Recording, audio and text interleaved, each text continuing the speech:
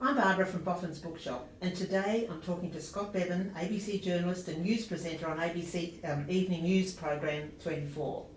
Scott is the author of Bill, The Life of William Dobell, just been published by Simon & Schuster. Welcome to Boffins, Scott. Thanks, Barbara. Now, I know that you and William Dobell shared Newcastle as your birthplace. Newcastle boys. Yes. Was this the reason you decided to write a biography on this famous Australian artist? It was partly the reason, because Dobell has been in my life, all my life, in one way or another. As you mentioned, we're both Newcastle boys, albeit 65 years removed in birthdays.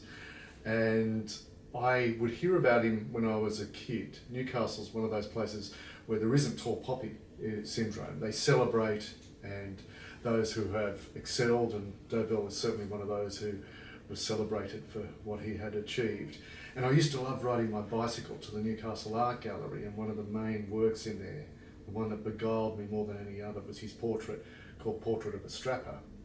And so I knew of Dobell, and my mum had even stood outside Dobell's house when it was still his home before it was turned into a museum, of course, after he died. And Mum told me how she remembered seeing him through one of the windows painting. So with the sum of those stories, if we jump forward to 1999, when my wife and I were driving out to see Dobell House, the museum, for a couple of hours diversion in Wangi, and the gentle, beautiful persuasion of Wangi did to us, as it's done to so many others, this little village on the lake called Lake Macquarie.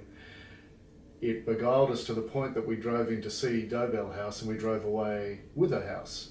We decided to buy a house there. Wow, that is very impressive. And of course, once again, Dobell is entwined with Wangi. Wherever you turn, there's the name Dobell. Dobell Park, Dobell Place, Dobell Drive. The house we lived in was in Dobell Drive. Dobell was all over this place. Dobell put Wangi on the map. But there wasn't much about Dobell himself. And so the journey began, wanting to learn and find out more about him. And the people of Wangi are very protective of him, aren't they? They really didn't, from what you said in your book, that they were reticent about telling anybody any details about him, because to them he was the private person he wanted to be. Exactly. And after the furor where he was one of the most public people in Australia in mid-1940s Australia, after he won the Archibald Prize, the 1943 Archibald, for his portrait of his friend and fellow artist Joshua Smith, which turned into this enormous controversy, ending up in a court case. By the two people who felt that they should have won. Well, the two aggrieved artists felt as though Dobell should not have won. Because their argument was that what he had painted was not a portrait but a caricature. And certainly this was the case prosecuted on their behalf in this sensational court case. And in the midst of war, remember Australia's in war at this point, in the Second World War, and people are talking about art in the midst of war. Which was a good diversion in a way, and so many people came to view it, didn't they, during the time that it was on show? Huge when it was on display at the Art Gallery of New South Wales. They could not have foreseen the numbers that would be turning up to not only look, but to give their opinion about this portrait. The problem for Bill was that the nation was not only looking at his art, which he had wanted, but they were looking at him. And he was distinctly uncomfortable with this. He preferred anonymity. Even when he drew surreptitiously. He didn't like people watching him work, and they certainly didn't want people scrutinising him, to be boring into him. So he escaped to Wangi, and the people of Wangi knew he was there to get away, because he was at this point a sick and broken man. He wanted to get away from everything. He wanted to get away from the scrutiny. In some respects, he wanted to get away from his public self. Wangi provided that then, and funnily enough, as I started asking questions about Bill in Wangi, it was a quick way to shut down a conversation, because folks still felt this degree of protection of Dobell, remembering that he wanted to be left alone to be protected. But I mean, what great respect to somebody to do that, to be supportive to them, the whole town. Yeah. Amazing, really. It is. So it must be a very special town. It's a lovely little place. It's somewhat defined by geography on this point that juts out into the lake. There's one road in, one road out. So already it's barely connected to the rest of the world by virtue of its geography. And in the nicest possible way, it feels like it's a little back in time. You feel like you've gone into a country town. And there is a wonderful community there. A community that back then couldn't care less about art and cared even less about celebrity. So on those 2 points, this was exactly the sort of place that Bill Dobell needed. Now, he also won the Archibald in 1959 with Dr. Edward McMahon, but also in 1948 with a portrait of the magnificent Margaret Olley, who was a friend. Tell us about their friendship. Yeah, well, both those portraits, once again, were born of friendship. Thankfully, in both those cases, not with the ending of the first painting born of friendship, the first Archibald winner. The Olley one was fantastic. She was a young artist at that point. She'd moved down from Brisbane. She was in Sydney. She was in her mid-20s, making her own way as an artist. She would still have been flamboyant then, though. Those quirky, yes. Yeah, and Lynn Clark, who is Russell Drysdale's daughter. Yes. And back in mid-40s Australia, they were the two big Ds of Australian art, Dobell and Drysdale. Yes. These were the two imprinting Australia's vision onto ourselves in an extraordinary way. Anyway, Lynn Clark remembers the day that Margaret came to their house to get a dress ready. This is in Straiten Times, straight after the war, of course. And you couldn't just go out and buy a beautiful dress, not easily anyway.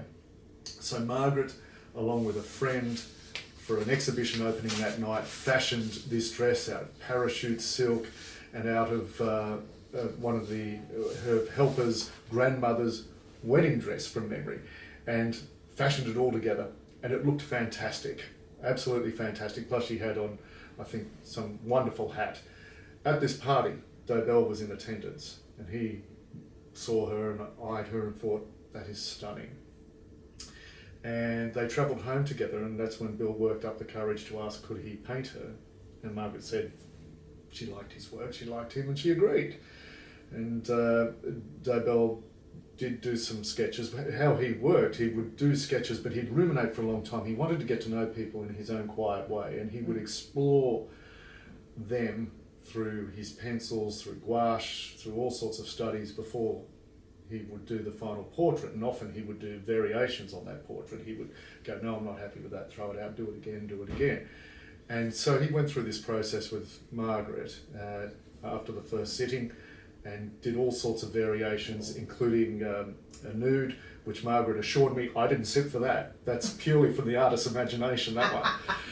And ended up with that fantastic portrait. And Clive James told me a few years back, we were standing in front of the painting, and Clive, who was a very dear friend of Margaret, said that Dobell got her. Yes. He got her in that Cézanne-esque painting, that luscious painting that he did, but he also got not only the flamboyance and the sense of style. There's something in the glint of the eye and the cheekiness, this slightly impish smile there. Yes. That was Margaret. She kept all her life. Yeah. She had that impish smile. I only knew her in her latter years, and amazing woman. She's an extraordinary person, and continues. Even though her life has ended, her legacy and her generosity and her support of Australian art continues. Yes. There are regional galleries right around this country, including the hometown, Newcastle, which to this day is supported by the generosity of Margaret Olley. And I can always remember her amazing friendship with Edmund Capon. That they were just together, watching them together was just an experience. It was quite a double act, wasn't it? Absolutely.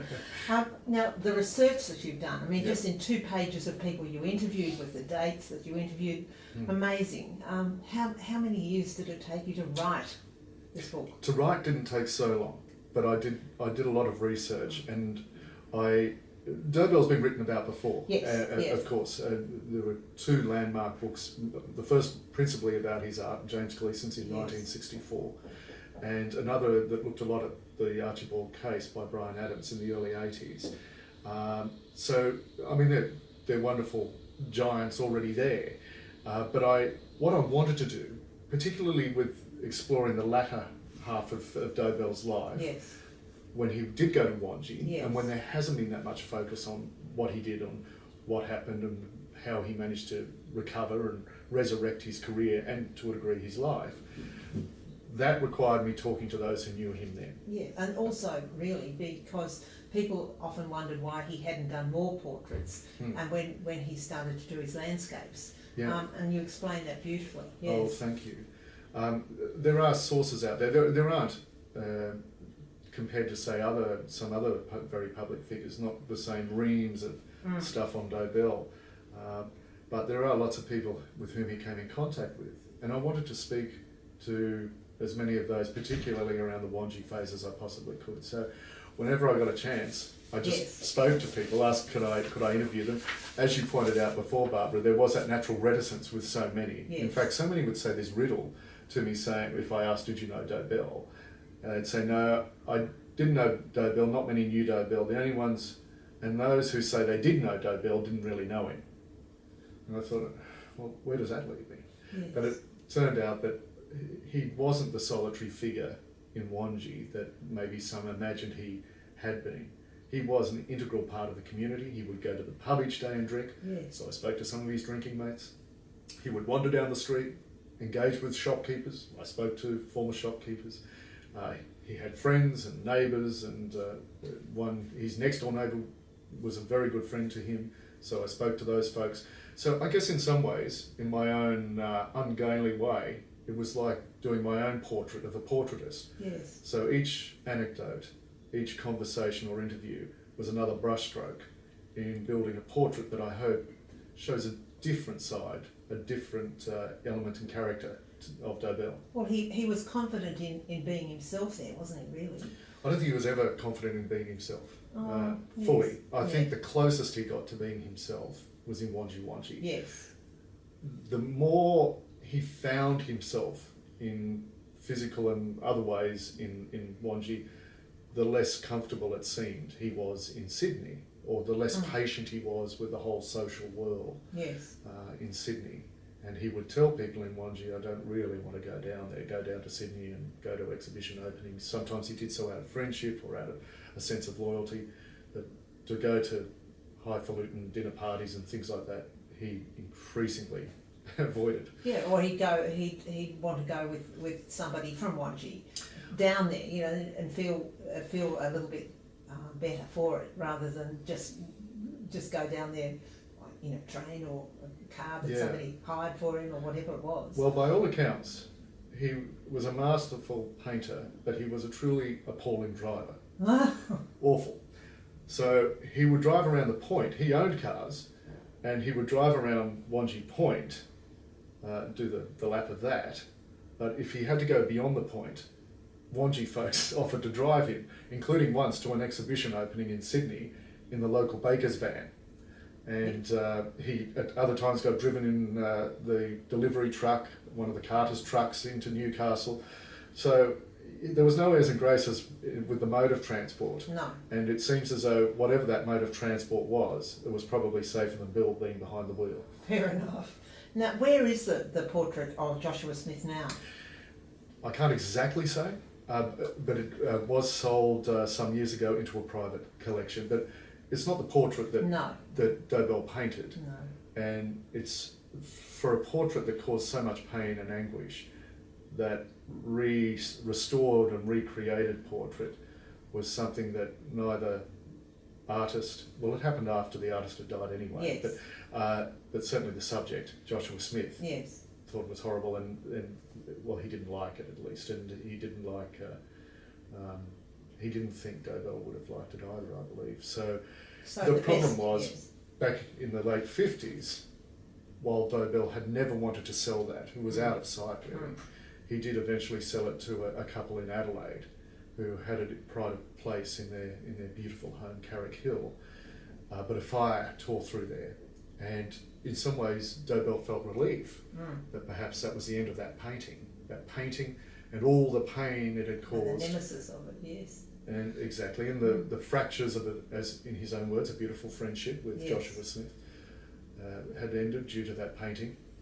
So perhaps Dobell felt with the end of that painting, it put to bed that pain. But he had said no to it being restored by himself, by his own hand. It was restored on the other side of the globe in London, came back eventually to Australia, and but it wasn't the same painting. No.